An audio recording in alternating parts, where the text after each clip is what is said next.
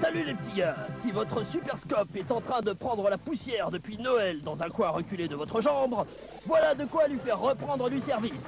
Avec Battle Clash sur Super NES, vous pourrez incarner Mike aux commandes de son exosquelette ST Falcon et participer à un tournoi du 21e siècle qui vous opposera à d'autres combattants plus balèzes les uns que les autres.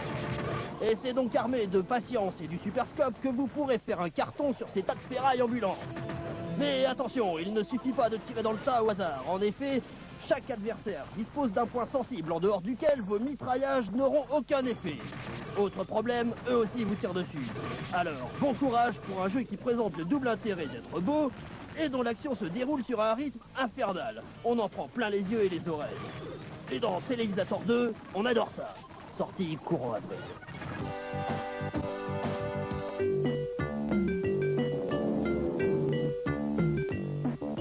Après un passage remarqué sur NES, voici le retour de l'ours sur console.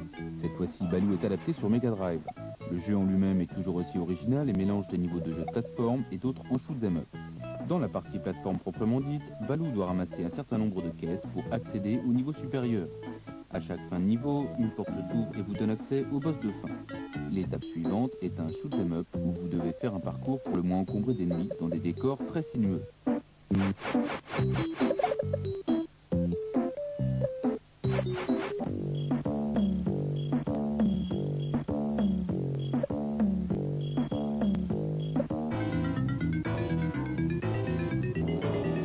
Les graphismes sont beaux, la musique excellente, Tailspin sur Mega Drive est à n'en pas douter un jeu très bien fait qui risque de vous scratcher à l'écran. L'arme fatale de la Super NES, le Superscope, revient sur les devants de la scène avec un nouveau jeu nommé Battle Clash. Ce titre fabuleux vous offre la chance de dégommer d'énormes exosquelettes dignes de celui d'Aliens. C'est dur, bon à jouer et nous vous le présenterons prochainement dans Télévisateur 2.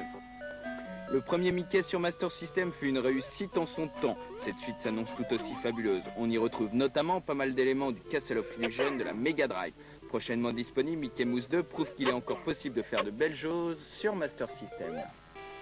Pang, le jeu démoniaque de Capcom, arrive sur Game Boy. Le petit bonhomme avec son harpon, qui vient tout droit du monde des bornes d'arcade, va donc continuer en noir et blanc d'éclater les innombrables bulles qui tombent du ciel. Dispo fin avril, début mai.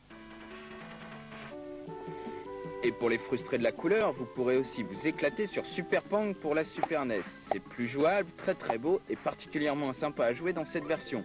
Test dans le prochain Télévisateur. Tiré du deuxième film Batman de Tim Burton, Batman Returns s'installe sur Master System. Et si la version Mega Drive était particulièrement décevante, celle-ci s'annonce nettement plus sympa. Sortie courant avril. Appelés Contra aux USA, les Probotectors sont l'une des séries de jeux les plus célèbres de la NES. Le premier étant sorti l'année dernière, c'est au tour du deuxième de montrer le bout de son nez. C'est toujours aussi efficace et ça blase toujours autant. C'est pas pour les petits joueurs. J'ai plus de munitions. Je prends ça dans la tête.